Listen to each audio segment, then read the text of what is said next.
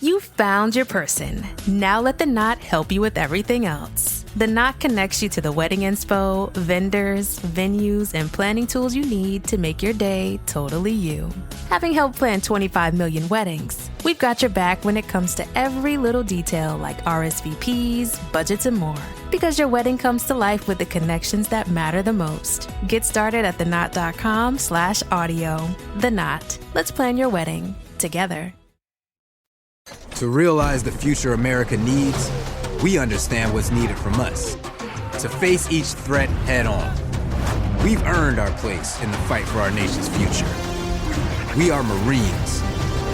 We were made for this. Oh my God, it's the coolest thing ever. Hey guys, have you heard of Goldbelly? Well, check this out. It's this amazing site where they ship the most iconic, famous foods from restaurants across the country, anywhere nationwide. I've never found a more perfect gift than food. They ship Chicago deep dish pizza, New York bagels, Maine lobster rolls, and even Ina Garten's famous cakes. Seriously. So if you're looking for a gift for the food lover in your life, head to goldbelly.com and get 20% off your first order with promo code GIFT.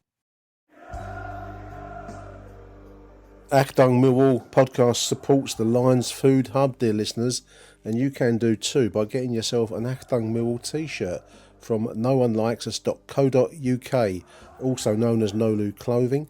They've got a wonderful Achtung Millwall t-shirt on there for £15. At least £8 of each sale goes to support the Lions Food Hub, which does fantastic work for families in and around the South East 16 area. Show your allegiances on the podcast front, dear listeners, by getting yourself an Achtung Millwall t-shirt, and by doing that, you'll support the wonderful, the brilliant Lions Food Hub. Noonelikes.co.uk, Achtung Millwall t-shirt, £15. Check it out.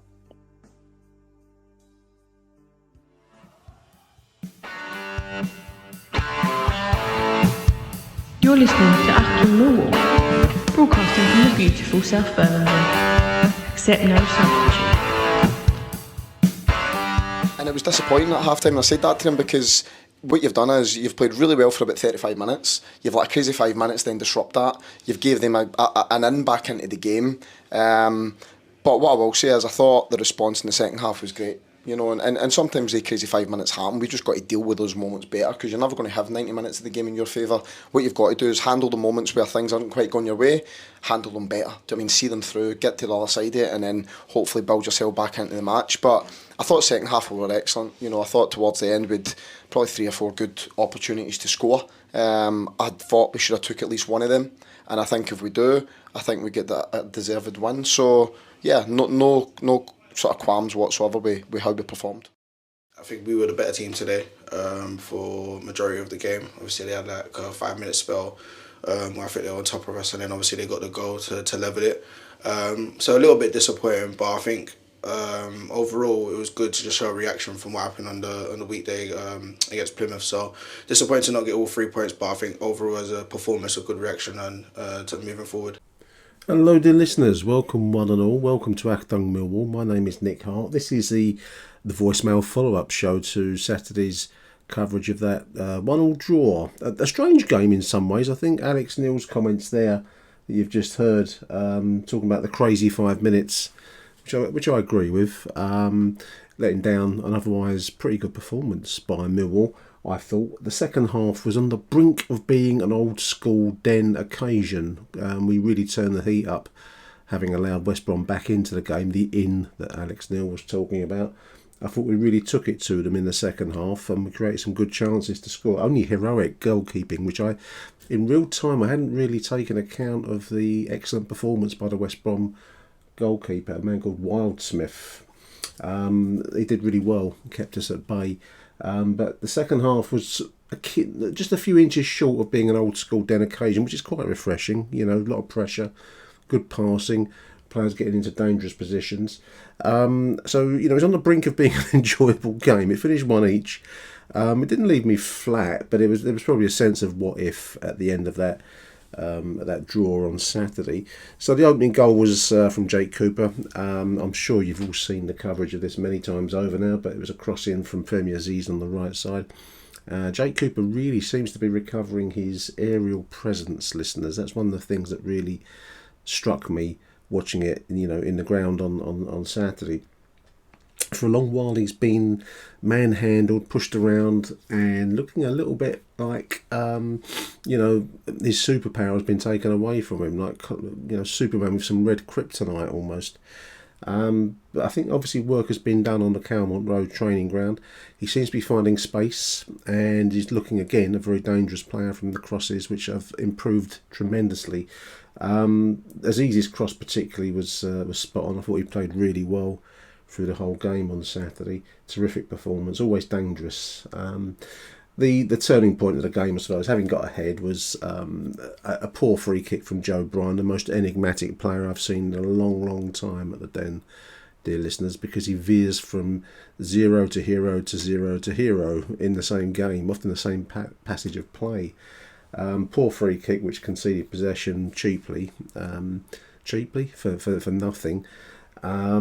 From which West Brom broke, and he was then in the unfortunate position of having the cross in from the right side for, I think it was the 11, dear listeners, given like the time and freedom and space of the Borough of Lewisham, with a little certificate attached to it, to make a run down our right flank and into the penalty area virtually unchallenged.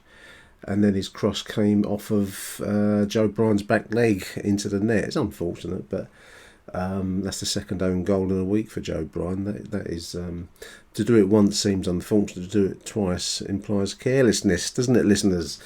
Otherwise, though, it's a really good defensive performance by Joe Bryan. Is a strange podcaster that can damn and praise all in one sentence, isn't it?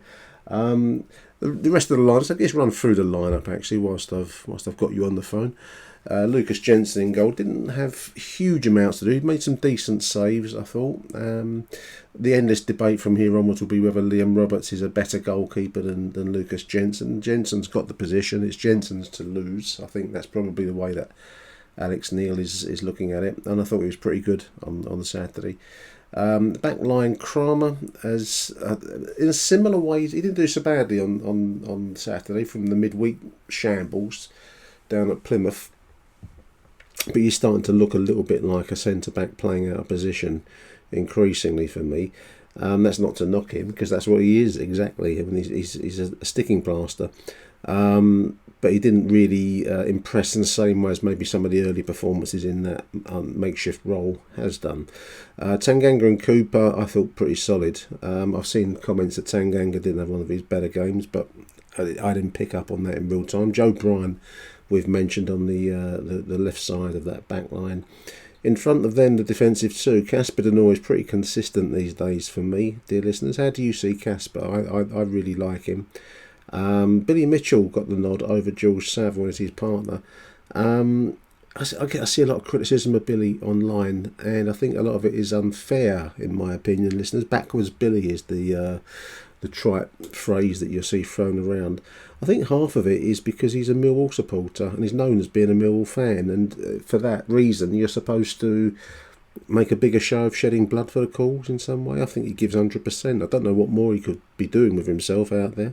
I thought it was a pretty decent water-carrying workload kind of role, isn't it? It's what once would have been undertaken by someone like David Livermore, another player that will be slated online. When the nature of the role is never going to be a glamorous one. So I didn't think Billy did too badly for me on Saturday, but I'm sure there'll be comments and critiques out there that have him as at the opposite end of the spectrum, but I thought we did all right.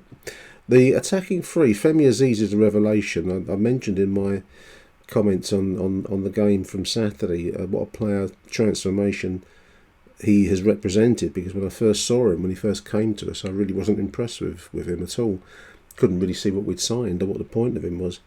Talk about ram those words back down my throat, and that's the way you want it, missus, isn't it? Really, really impressive player now.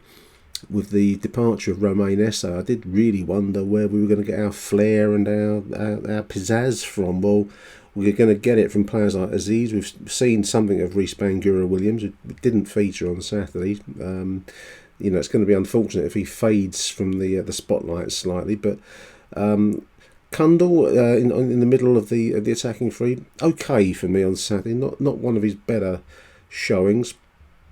Aziz stood out. Cundall to some extent, maybe a 7 out of 10 for Cundall.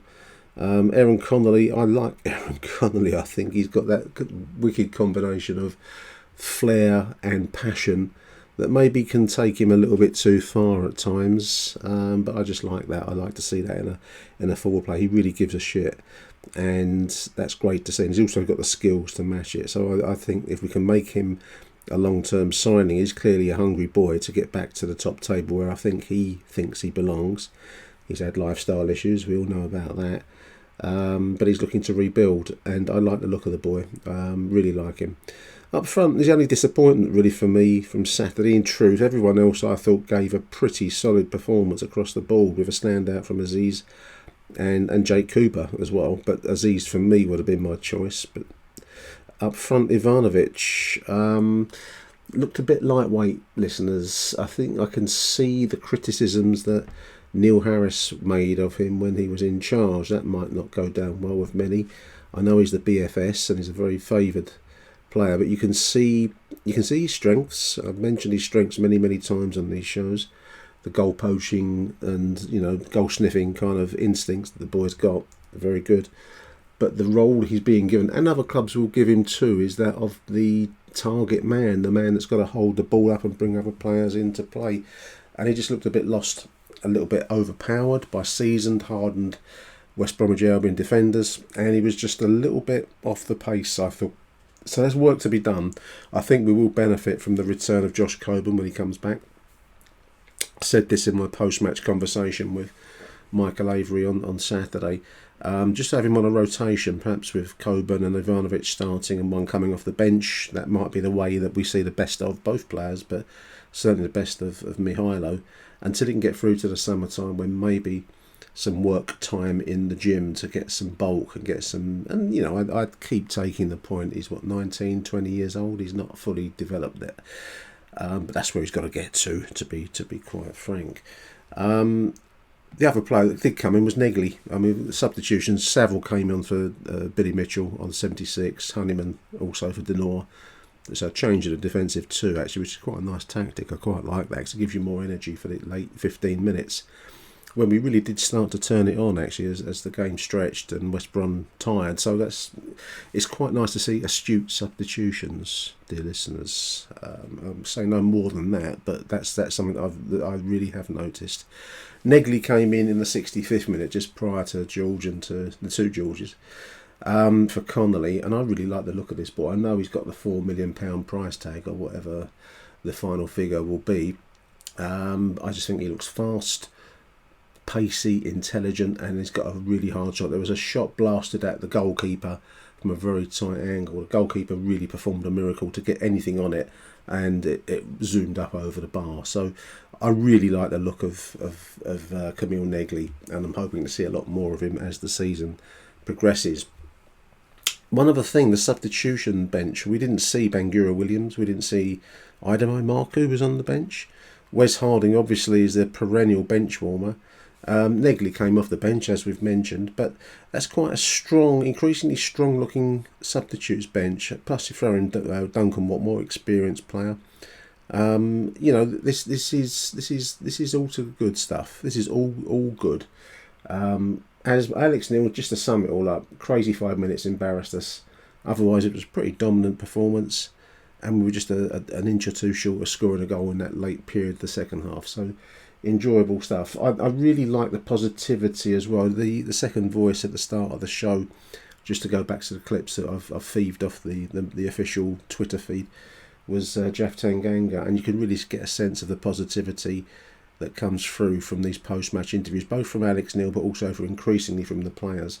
There's one comment that Alex Neil made on the paywall, the Mill TV, where he talks about our squad being better than maybe they believe. I can't remember the exact words, but it's words to the effect of, he's told them repeatedly, and it's a message he's clearly driving into them, that they can actually play, and they're better players than they might even believe themselves to be. And I suppose that's a bit of a damnation on some of the previous management where they've been told to play within themselves, percentage football, shall we call it.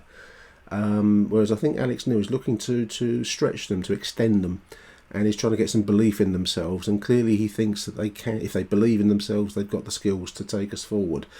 This is music to my ears, listeners. I don't know about you, but this is what I've always wanted to hear from a Millwall manager. So I've been really impressed with the guy since he's arrived with us.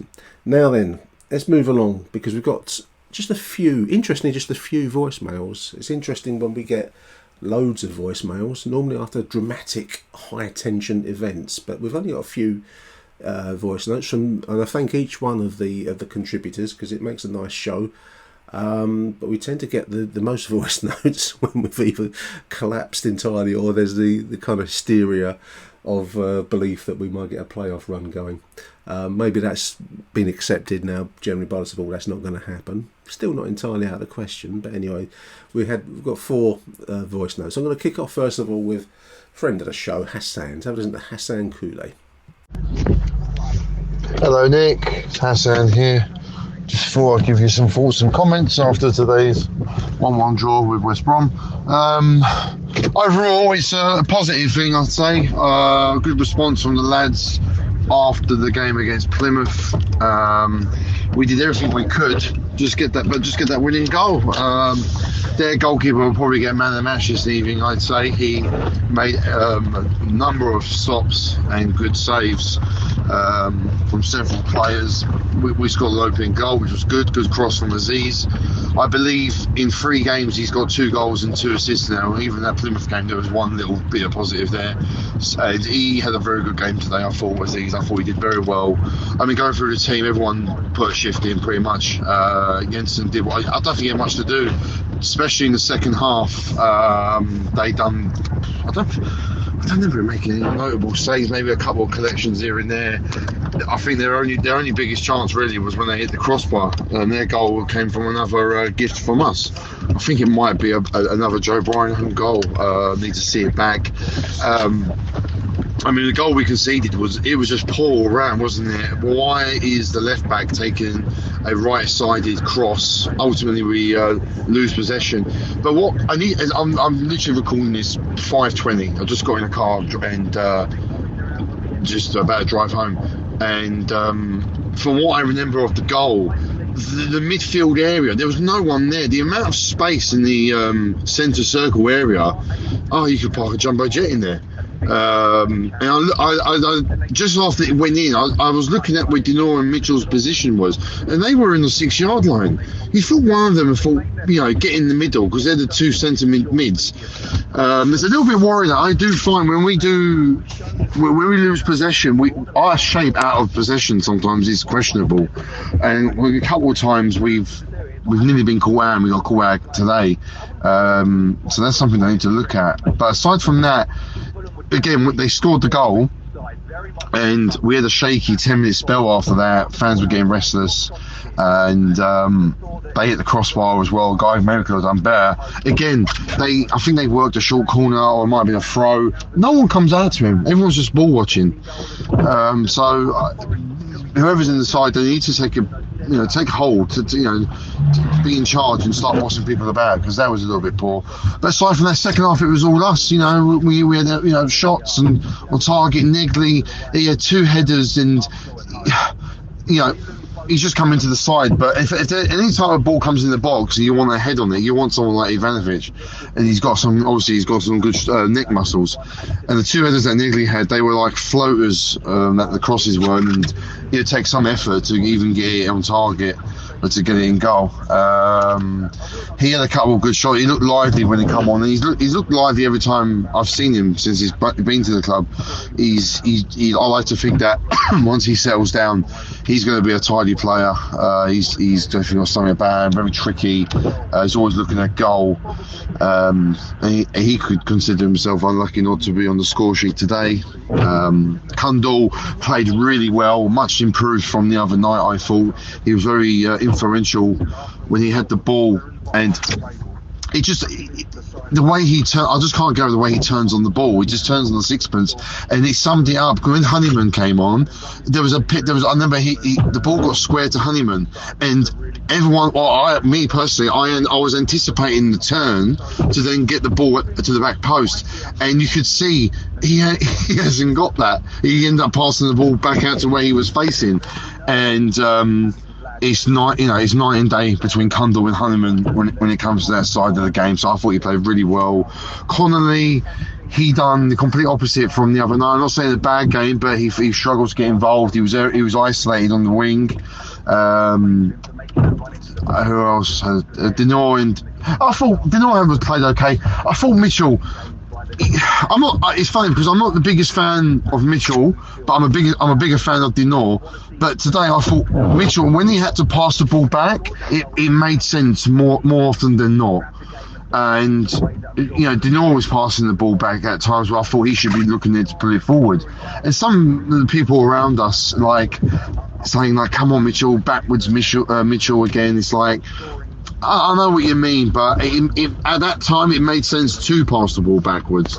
So I feel a bit unnecessary flack on him, and he hasn't really been playing a lot of football since he's come back in the side.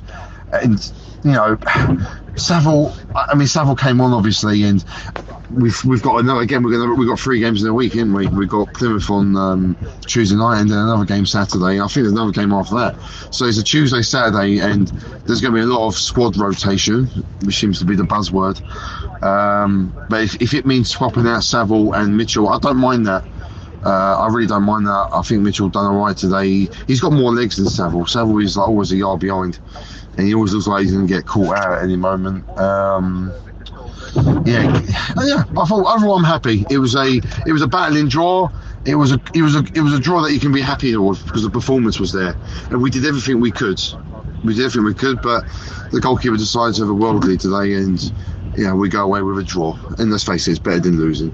So I'm happy. Saturday evening, on to the next game. I believe it's Preston on Tuesday night, which will be another difficult test. All the best, Nick. Bye-bye. I think you're on mute. Workday starting to sound the same? I think you're on mute. Find something that sounds better for your career on LinkedIn. With LinkedIn Job Collections, you can browse curated collections by relevant industries and benefits, like flex PTO or hybrid workplaces, so you can find the right job for you. Get started at linkedin.com/jobs. Finding where you fit. LinkedIn knows how. This episode is brought to you by Progressive Insurance. Do you ever find yourself playing the budgeting game? Well, with the Name Your Price tool from Progressive, you can find options that fit your budget and potentially lower your bills. Try it at progressive.com. Progressive Casualty Insurance Company and Affiliates. Price and coverage match limited by state law. Not available in all states. BTW FYI. Visit Nexplanon.com RN to learn about Nexplanon. It's an adjustral implant, 68 milligrams radio pain. Or ask your HCP IRL. Okay, TTYL. Achtung, Millwall. Fantastic stuff by Hassan there. Well done for recording that so soon after the game. Not an easy thing to do at all. Interesting how everyone sees games differently, isn't it? I was less impressed with Kundal and more impressed with Connolly, and it was the other way around with yourself. That's interesting. I do agree about Billy Mitchell, backwards Billy they call him. I hear the same stuff. I think it's very unfair, as I've said already on this show. His role is that of the breaker up. It's the same kind of role that the likes of Livermore we've mentioned already, but also Jimmy Abdu have done in their time, and others across the years at Millwall. It's not a nice, glamorous, flash kind of role on the football field, but it's an essential element. I think that Casper Denor clearly is a more attack-minded player perhaps than Billy. We all know that, but that's Billy's job. He's being sent out with instructions, and clearly the manager's happy with him. So I think he's being given a bit of a poison chalice in the sense of, and it's an easy criticism from the terraces, backwards Billy and all that kind of stuff. Unfair in my opinion. I really like Negley, but clearly Hassani's not a header of the ball. He's a great with his feet. The shot I've mentioned already was power and on target from a tight angle, but with his head, not so much. I'll forgive him that if he can carry on with his footwork, because I think he looks a really, really dangerous player. And as you say, but for the West Brom goalkeeper, who did perform some heroics in that second half, particularly when we turned up the pressure on them, we would have got a win on Saturday, ifs and buts, I know.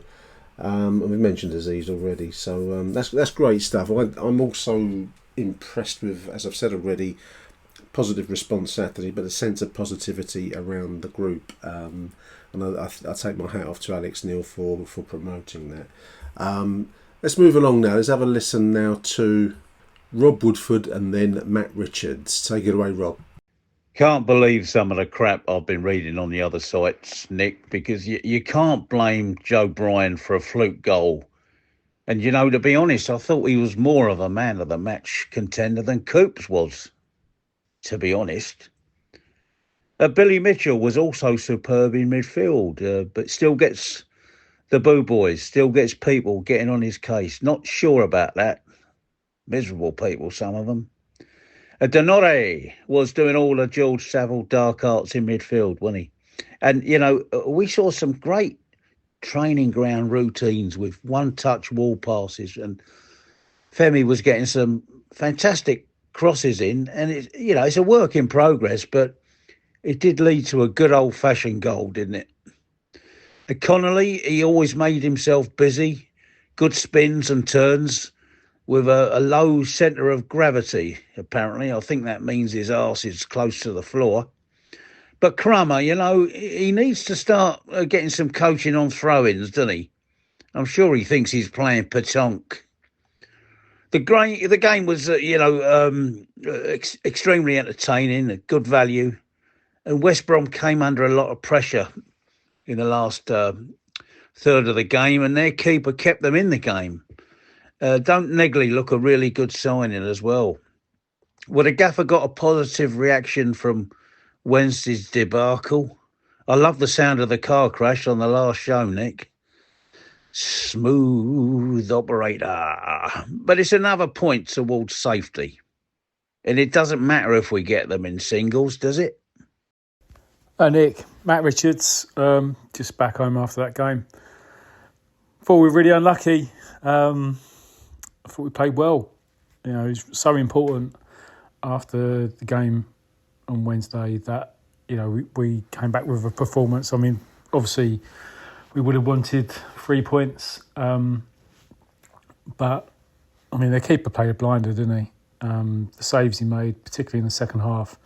I mean, that header from Cooper, amazing bullet header. It was a great save. One from Tanganga. There's a save from Negley. 2 saves from Negley. One where Kundal probably should have done better. But, one of those goes in, it's game over, wasn't it? Because West Brom didn't do anything second half. It's so unlucky. Good performance. Frustrating because, because of their goal. I mean, by the way, should we just put somebody on Joe Bryan? He seems to be the most dangerous person in the box for the opposing team. Feel sorry for him, actually, because, I do feel sorry for him for the own goal, because that could happen. It was a terrible free kick he did just before that, wasn't it? And it was a powder puff free kick. Didn't go anywhere. They break from it. Catches that position. He gets a crossover. He's in plenty of space, Furlong, to get the crossover, and that's the frustration.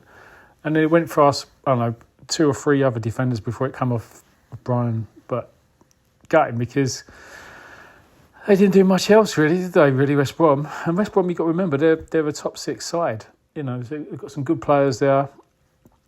So it was a good performance to stifle them, from as an attacking force, so to speak.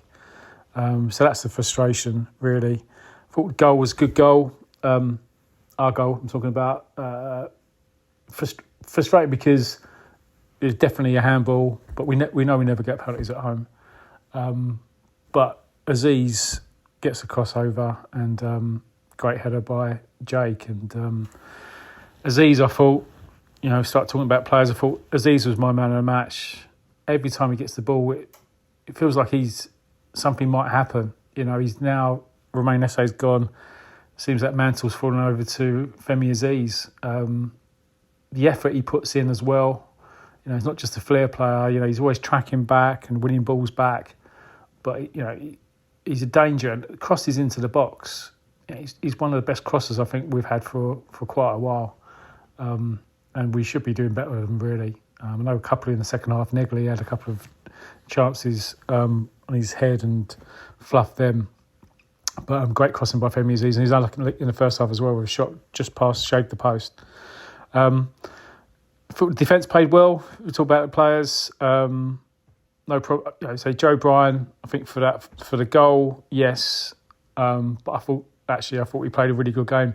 He kept Jed Wallace out of the game in the first half. And so much so that, Jed, well, maybe he's injured, but he went off as a sub. Subbed. Budinor did well in midfield, snapping away interceptions. Mitchell was more kind of tidier at the back, just doing his job. Connolly was quiet, couldn't get into the game. He was getting a bit of treatment from their players, and then I don't know if he got the ump or something like that. I could see Aziz having a go at him for the short corners, because they did a couple of short corners, and whether it was Connolly it should have been picking up. Aziz was giving him a right go. Kundal was busy, so he probably should have scored. But he plays on the turn. He's more mobile in that 10 role, which is good. Say Aziz, and I thought Ivanovic, I feel sorry for Ivanovic because I don't know if he really should be playing first pick every week. Not at his age. I think he will be a really, really good player. But we need more of a physical presence, I think, and he has to play the whole 90 minutes because there's nobody else at the moment. So he's learning, but he didn't get a break today. Didn't stop trying though. You get 100% effort with him. So well done, Ivanovic. Say subs. Honeyman came on and Sabel in the midfield, which is a good pairing in the midfield. We always say Honeyman, if he has a role to play in the team, it's in centre mid. And Negley, he did okay. So a couple of dangerous shots. Can't head the ball clearly. But first home game, there's some promise there anyway. So good performance. I think that's what we've got to take from that, Nick. Good performance. Build up some confidence after the game on Wednesday, because we've got a couple of tricky away games now. Preston away is never an easy game, although we do have a decent record up there. So, and Derby, Derby are struggling, aren't they? But we struggle against struggling teams. But if we can get 3 points, I think, from those two, I'll be happy with that. And, keep us further away from the relegation zone, although I don't think we're going to get relegated. But anyway, really good stuff, Nick. Cheers, mate. Come on your lines. Thank you, Matt, and thank you, Rob. Before Matt there, no, I don't think we're going to get relegated. I think it was, as Rob said, a point inch towards safety. This totally arbitrary 50-point mark is the traditional sense that you're in the safety zone. No guarantees, of course, but it does look like that will be enough, and we're just 9 points short of it, so 3 more wins, and we should really start to be thinking about our summer holidays and whether we want to go to Faliraki or Dubai or something like that. I'd forgotten about the Jake Cooper header, Matt, on target. That was a really good save as well. The one that stood out for me was the Negley shot, blasted out the goalkeeper, who somehow got in the way of it. How much he knew about it, I don't know, but you've got to be there to make those saves. But he did do a really good save against that really powerful header from Jake Cooper. I've mentioned already the improvement in Jake's aerial presence in the opposition penalty area. Clearly, he's still seen as a weapon by, and I mean that in a positive sense, not any kind of derogatory sense, listeners, by Alex Neil and his staff.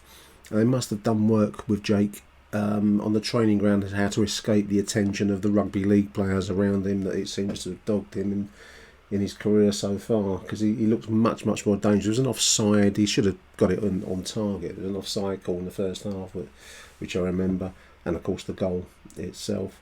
Poor old Joe Bryan scoring 2 own goals in a week. Can he get a hat-trick? Let's hope not. Or can he get a scoring bonus? Let's hope not. I wasn't very impressed by West Brom for a top 6 side. I think Matt's pointed out the top 6 side. They look pretty ordinary apart from when we were giving so much time and space to their forwards that I think maybe Welling United might have come to the Den look like Ajax or something with the amount of space we were giving them away. The Jed pantomime, I think, is always got there's a sadness to it for me. I don't know about you listeners. He was a great servant for our club, and of course he's moved on for a good deal to go to West Brom. And you're going to draw the heat because of that. I don't blame him for wanting to get more money for himself in a short footballer's career. But I always find it kind of sad because he did so much with us, and some of the best times under Gary Rowett and also under Neil Harris really were via Jed generated, so to speak. So always there's a bittersweet kind of element to it, in my opinion. I think Rob made a point about backwards Billy, the tag that gets attached to Billy Mitchell, which I think is described as miserable people. There are some miserable gets around. I also find it quite strange that there are some people, no matter what happens, and Michael made this point, but some people just love to hate the club, and they aren't really happy unless they're miserable, and I think maybe that's how they see Millwall as a kind of like a hatred outlet, a fortnightly hatred session where you can unburden yourself in a way that everyday life doesn't allow. Man of the match Joe Bryan might be a bit too far for me, Rob, but I get your point. He does veer from really good to really bad, but for me, as Matt said and others have said on this show, so great stuff there from Rob Woodford and from Matt Richards. We're going to close now our last voice note message. Like I say, mid-table obscurity doesn't really generate the dramatic content that we get on these shows normally, but there we are. We're going to close out to a Substack writer, John Rankin. Do check out John's Substack. It's just popped up on my phone as I'm speaking to you now. He's done a match review from Saturday and his thoughts and musings on the world of Millwall. You can go on Substack website, but look for John Rankin, CBL 1885 on there. Do check him out. But meanwhile, let's have a listen to his voice notes. Take it away, John. This episode is brought to you by LifeLock. During tax season, your personal info travels to a lot of places. Between payroll, your tax consultant, and the IRS. If your W-2 gets exposed, that's just the ticket for identity thieves. That's why LifeLock monitors millions of data points every second. If your identity is stolen, they'll fix it guaranteed or your money back. Don't let identity thieves take you for a ride. Save up to 40% your first year. Visit LifeLock.com/podcast. Terms apply. If you're a maintenance supervisor for a commercial property, you've had to deal with everything from leaky faucets to flickering light bulbs. But nothing's worse than that ancient boiler that's lived in the building since the day it was built, 50 years ago. It's enough to make anyone lose their cool. That's where Grainger comes in. With industrial-grade products and dependable fast delivery, Grainger can help with any challenge. From worn-out components to everyday necessities. Call, click Grainger.com, or just stop by. Grainger, for the ones who get it done. Evening Nick, evening listeners, John Rankin calling in after the 1-1 draw at home against West Bromwich Albion. Well, first thing is, I'm quite pleased really with the way we reacted to the 5-1 drubbing we got at Plymouth. I mean, that was awful. I didn't go down there, thank God, but I watched some of it on TV. I had to go to something else. I had a work commitment, and my son was updating me saying, we're 1-0 down, we're 2-0 down, own goal, and, all sorts of calamities. I watched the second half and we were pretty appalling. We were all over the place. And what I think every Millwall supporter was looking for was a reaction to that. How do you pick yourself, back up and play, especially against West Bromwich Albion? But in true Millwall style, we get hammered 5-1 by the bottom of the league team, and then we look like we should have, been able to put West Bromwich Albion to the sword, because we certainly should have won that match. We did everything but win it, really. We scored all the goals. Another Joe Bryan own goal, but I'll come on to that in a minute. But yeah, first of all, I want to talk about Mihailo Ivanovic. You'll know that I've been a big supporter of Ivanovic, and I think he needs a bit of support now because he reminds me of Zian Fleming when he first came over. Zian Fleming got a knee injury and then decided to go to the gym and put on 4 or 5 pound of muscle, and I think that's what Ivanovic needs to do. I did shake his hand a few weeks ago when Neil Harris left. We walked round to say goodbye to Neil, and he came out and I shook his hand and he had the handshake of a 5-year-old girl.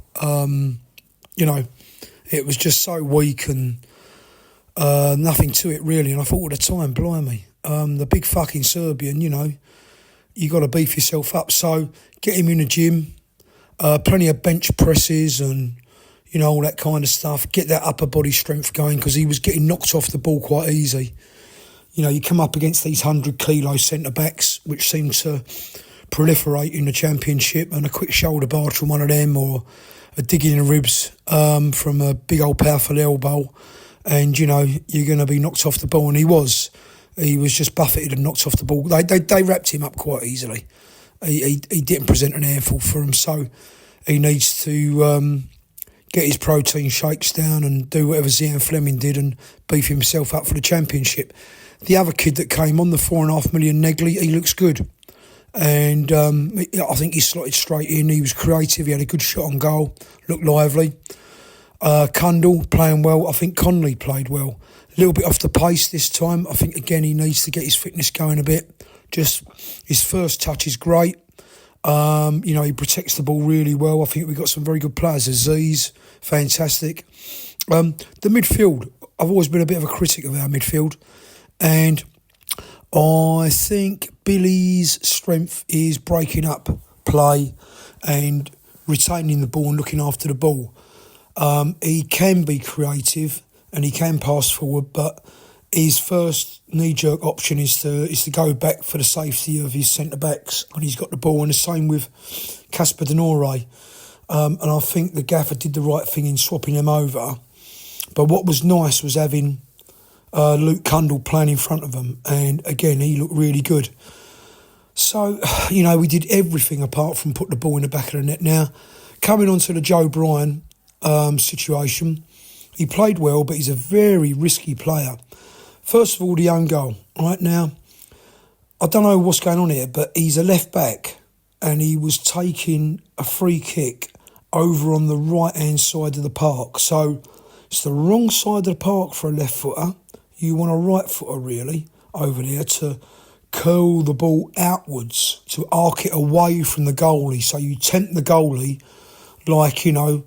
like you're fishing, really, like you got a bit of bait on the hook, and you curl it away from the goalie so the goalie's tempted to come for the ball, can't get there, and then he's off his line, and then any head down, you got a chance. So I said to my mates behind me, I said, why is he taking the free kicks over there? So that was my first observation. Of course, he took a free kick, first man got rid of it, and they're away, they break, and he's out of position. The most he can do is get back in the box. He managed to get back in the box and the ball hits his foot and goes in the goal. And I'm thinking, well, I don't know. He then proceeded to do one of his high-risk challenges right up on the halfway line. I watch him play and he sees the ball coming out to the right winger and he times a run and he wants to intercept it. Now, that's all very well and good if you've got someone covering behind you. Invariably, he hasn't because he's a left back. And on a few occasions, he's mistimed it or they've spun him and they've come away and scored a goal down that right-hand channel. On this occasion, he beat Jed Wallace to the ball, took it off him and went and created. We didn't get a goal out of it, but it was good, but it's very risky. So, yes, he did play well. Yes, he has been unlucky to concede 2 own goals, but I would certainly try and rein I would rather see him defend stoutly and safely and play the percentages rather than do all this high risk stuff up on the halfway line. So that's my first observation. The other observation about defence is I would seriously think about putting Japhet Tanganga at right back. That is his position. That's where he played at Spurs, and he tends to get out on the right anyway. He naturally takes himself over to the right, and you often see him down by the corner flag. And I would bring Justin Camera into the centre half role with Jake Cooper. That's where he looks happier. He flattered to deceive Camera when he played against Portsmouth. I think it was Portsmouth, his debut. He did very well playing as a right back, but I think he's coming up short now on that right flank. This is the third game where he's been, a little bit shaky, hasn't really got his distribution in, and I didn't think today was one of his best games. But he's a good player, right, because he didn't make any calamitous mistakes, but he missed a few. He missed a corker of a goal scoring opportunity, and attacking, he miskicked it, and he didn't quite have that presence coming down the right hand side. And I think he looks a lot happier playing as an orthodox centre back. So on the basis that I think Jaffet Tanganga's going to go anyway in the summer, I would move Jaffet out to the right back position in readiness for Danny Mack or Lenny. Ryan Leonard coming back into the squad when Jaffet goes. And then you've got an oven-ready centre-half pairing now of Justin Camera and Jake Cooper, playing together for a bit and getting to know how each other plays. And this would be the ideal time to do it, because you've got Jaffet Tanganga still there, sort of coaching them and helping them as well. So I would definitely look at that. I don't know. I mean, there's a lot of people supporting Joe Bryan, but I would be happier with a proper left back there, to be honest with you. He is a wing back, and, good wing backs that can defend and attack are they're rarer than dodo shit. They really are. And I think what Millwall needs is either a Joe Bryan that just concentrates on defence, or an out-and-out left back. So there you are. But all in all, good problems to have. I'm glad we reacted well. We got, I think, 3 away games coming up now, plus the cup match against Palace. So, it's not all bad, really. So well done, lads, and come on, you Lions. Justin Camera sounds like some kind of relay or boy band merchant, John, doesn't it? Justin Camera on stage, sponsored by Bishop's Finger Relay or something like that. Tristan Kramer is, of course, who John's talking about there, but I take the point. He does look a little bit like un poisson sur le mer, a fish out of the water. That's out of the sea, isn't it? What's that? Sur l'eau. I don't know. My French isn't what it was. Yeah, but he's playing out of position, as we've said. Really take your point, John, about Mihailo. I do think he needs to get stronger. And you're right about Zian Fleming going away and doing a lot of work in him. I think Billy Mitchell, in his time, when his younger years, also went into the gym and bulked up a little bit, because the game is so physical at this level. And I was really struck on Saturday by the ease with which West Brom's defence were dealing with Mihailo, and it does mean that we're running light up front with no alternative at the moment. It is tough on the kid, but I did read that Josh Coburn's due to be coming back soon. I think that'll be a very welcome return. We can at least alternate between Coburn, probably to start, listeners, I would think, and Mihailo at his best has come off the bench, really. So let's wait and see what we get from that. Get out the old protein shakes from Sainsbury's is good advice there by John. Joe Bryan, yeah, what a strange enigma. I've said many times online and on here that the man is an enigma. He combines both mishaps and heroism, really good defending, and comic kind of Keystone Cops style moves all in one passage of play, as we've said already. I'm not sure whether he can rein in his wayward tendencies, though. I think if that were possible, he probably would be doing it already, because he must be told to maintain shape and discipline. I think it was Hassan at the start of today's show talking about our lack of application when it comes to keeping our shape, and I think that often is that Joe Bryan is here, there and everywhere. Dead ball situations, there must be others in the side that can take dead balls. Certainly it was the failing that led to the equaliser on Saturday, but there we are. Fundamentally, as John said, and he's right, it's good to see a reaction after that Plymouth shellacking last week, and on we go to tomorrow night to Preston North End. Do send me your voice notes, listeners. I'm going to be speaking, I hope, to Merv on Wednesday after the Preston result. Not Plymouth, Preston, too many P's. After the Preston away game. Do send me in your voice notes. You can get me on Twitter at achtungmillwall. You can voice message me on that. You can send me a direct message and give me your thoughts on Twitter. If you want to expand a little, wax lyrical about the ups and downs of Millwall life, then give me a shout and we can exchange mobile numbers and you can just send a WhatsApp message. I really appreciate all of these contributions in today's show particularly. It's really good to get viewpoints on the show and it's a lovely way to do it, and I hope that we can carry on doing it because it's one of the best parts of doing this podcast. I want to close, just one more shout out to Terry the taxi driver. If you're listening out there, you had me going for a moment. I had a black cab reversing back in front of me as I walked through the estates around the ground where I parked, and I thought I'm going to be in for like a drive-by shooting here or something, or some kind of problem unexpectedly. But it was a really nice message from Terry, taxi black cab driver, and I said I'd give him a shout out. So big shout out to Terry, and indeed all the black cab drivers of London who helped to make the city what it is. So huge thank you to everyone for listening today. Do check out noonelikes.co.uk for your Achtung Millwall t-shirt. It makes a good car washing rag if nothing else, listeners, if you don't want to use it as a t-shirt. But every sale made of the Achtung Millwall t-shirt supports the Lions Food Hub, and that's a great cause. So a big thank you for listening.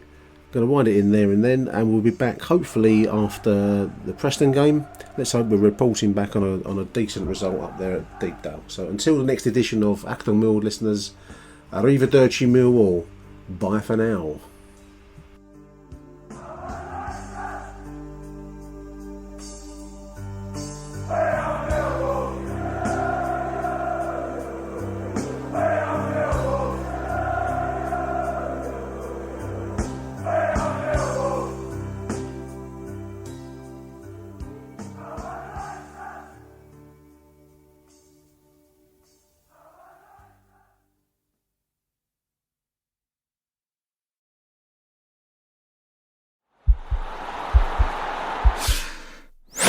This podcast is part of the Sports Social Podcast Network.